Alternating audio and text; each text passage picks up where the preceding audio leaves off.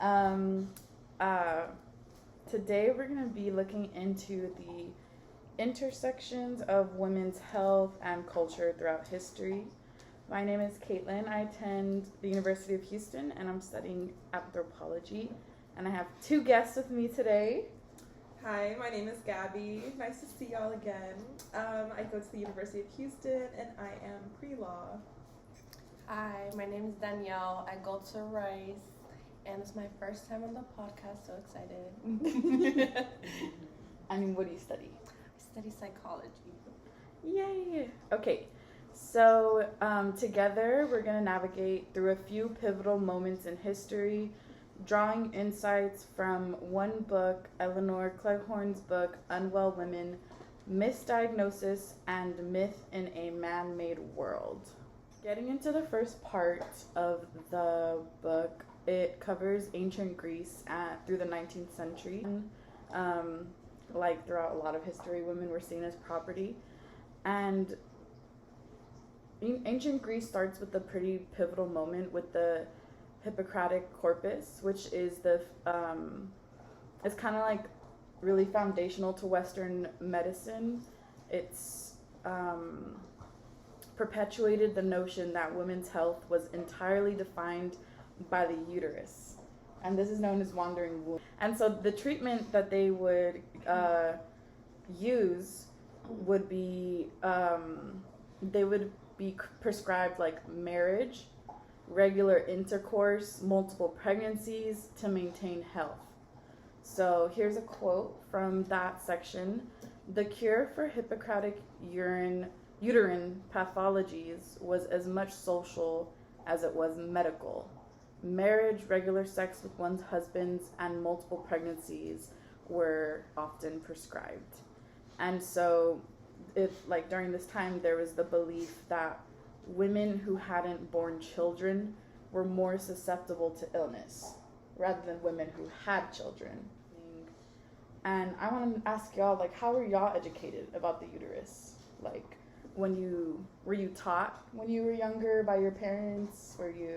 Because I think culturally too, since we're all Hispanic and we all are different, Latinos as well. We're Mexican and Argentinian, and then Colombian.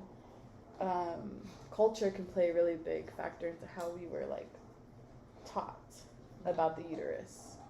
So, how were you guys educated as children? For me, I grew up with a very women-based family. There have been only women who have led me throughout my life, basically. So I feel like I've been taught that the uterus is this beautiful organ that gives life, that does all these beautiful things. But as someone who does not want to carry and have a pregnancy with my own uterus, I've definitely gotten backlash from my family, and they don't understand it. They're like, the whole point of being a woman is to, give life and to give birth and, create. And I'm like, I don't see the uterus as that at all. I mean, sure, that's part of its function, but that's not part of my plan. Mm-hmm. So for me, culturally, the uterus is seen as basically as what you were saying, this mechanism to create, which... it's seen as a sole part of a woman. A woman's job, a woman's purpose, yeah. And how were you, did you have sex education when you were younger? From my family, no. I feel like they didn't want to speak to me about that, but I grew up learning being on the internet. On the internet, or just I guess in school, just function of it. I guess not its significance culturally until I got older. And yeah, I feel I viewed it growing up as more of just a function, having a uterus, exactly like a baby. It's just for childbearing. Yeah, and then that totally disregards people who are intersex, may have a uterus, and other reproductive organs, or some people don't have uteruses, like, and then their question, like their womanhood is questioned and all of that. So in regards to, you know, we're starting off our women in health history pretty long ago in ancient Greece. And these women back then pretty much had no autonomy. How do you feel about your autonomy right now? Like, do you feel like you have autonomy, especially as women in Texas? Definitely not. No. It's crazy. It's like we do what we can. You know, birth control is accessible, Plan B, emergency contraceptives, but in terms of having true bodily autonomy, absolutely not. And in the healthcare system, absolutely not. Yeah. Danny is from New York, where although she's been in Texas for a while, you could go to New York and use resources there, right? Yeah, hypothetically I could, but like, I don't know. I think there's a lot of financial barriers. Financial, and honestly, For like all the women in Texas. I've even heard there be talk about like how it could be criminal to even seek out. Okay, so starting off in ancient Greece, we're moving more into the 19th century. We have another guest with us who is a female dog. She does not have that much autonomy. She does not have a uterus anymore. She does not have a uterus. So, I picked the introduction of the speculum to the medical field because it was really revolutionary, but also super controversial because was seen as invasive. But during this time, it was seen as a symbol of power, and it granted us a lot of knowledge about women's bodies that was previously inaccessible. Keeping it on topic of like autonomy, the speculum kind of highlighted tensions between medical progress and then the patriarchal control over women's bodies. But around this time, Josephine Butler, she founded the Ladies' National Association for the Repeal of Contagious Diseases Act, which basically lobbied Parliament to end the violent, non-consensual invasion of women's bodies in the name of disease control, which would happen a lot, which we'll get into. But I do have a reflection question based off of this era. So, considering the historical context where the insertion of the objects vaginally was often associated with the loss of virginity and the notions of purity, how do you view the paradoxical role of speculums as both necessary tools and also challenges to traditional ideals of feminine modesty and purity? Like, do you see it as like a big issue, like personally, the idea of purity? Like, I know personally I don't, but I know that there's like, I've definitely heard family members be like, oh, I don't use tampons. Yeah, I was thinking the same thing. Mm-hmm. And I don't know, maybe it is also cultural, because I feel like in a lot of Hispanic families, like, they don't want their daughters or like young daughters using tampons, and even the adults will still be like afraid of using it, and like, oh, like how do you use them? And just But like, what I was taught was the Catholic view on sex and how, you know, it's a sin if it's premarital.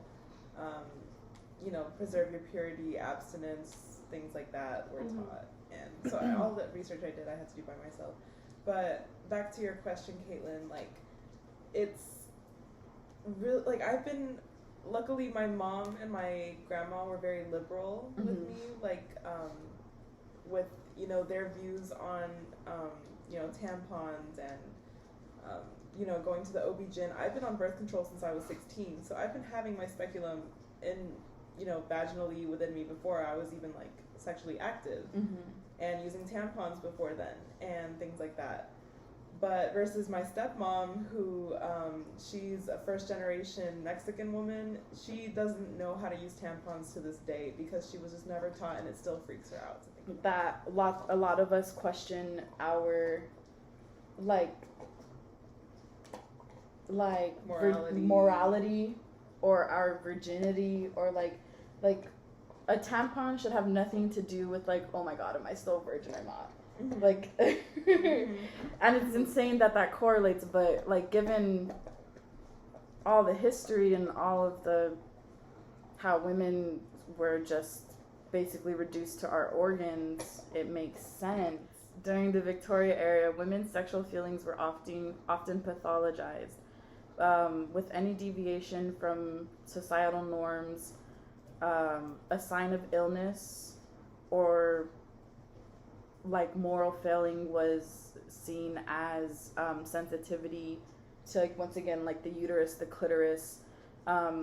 Like, for example, sensitivity of the clitoris was sometimes viewed as a symptom of hysteria or like epilepsy. I mean, now we know that the clitoris is literally the only like muscle in the human body that's just for pleasure. Mm-hmm. And it's sensitive for good reasons, and it's supposed to make you feel comfortable and pleasure. It's interesting to see how that also moved from more cultural, like it teeters between cultural and medical. Because in this case, the clitoridectomy was seen as a medical cure in the Victorian age. The history of medicine is the history of unwell women, of their bodies, minds, and lives. Like, the history really is just the experience of all these women. And we have been unwell women because we've not been, like, living in societies that take care of us and even see us as, like, full humans. Like, the women have been seen as just weaker men. There are a lot of programs that place the burden of disease control really on women and controlling women's bodies. And I'm sure it's not mentioned, but you know, there's been many points in history where like women have been sterilized and people of color have been sterilized too. Mm-hmm. And that's just another example of controlling bodies. So today we talked about certain moments throughout history, ancient Greece, starting off with the idea of wandering wombs, our uterus controls us, and all of that whole crazy idea.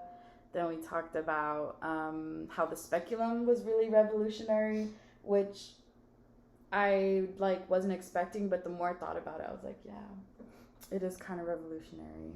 I mean, it was. And we talked about autonomy throughout history and how we don't really have much autonomy nowadays.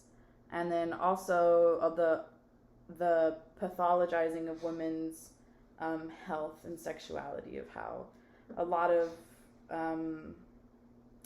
our reasons for experiencing things were just because we hadn't had sex, or we had no kids, or we're not married, or because our clitoris is sensitive. Like, yeah, we covered all of that, and thank you to my guests. It was very short, but we delve into some of the key moments of unwell women, misdiagnosis, and myth in a man-made world. Oh, and to end on a good note, we just saw how 2 women can create a biological daughter. Yes. So, shout out to my future daughter, who may or may not be a daughter in the end. I know, right? Whatever right. they choose. Because when you're born, doesn't necessarily mean, if your sex is female or male, doesn't decide your gender. But, yeah, thank you guys. Bye.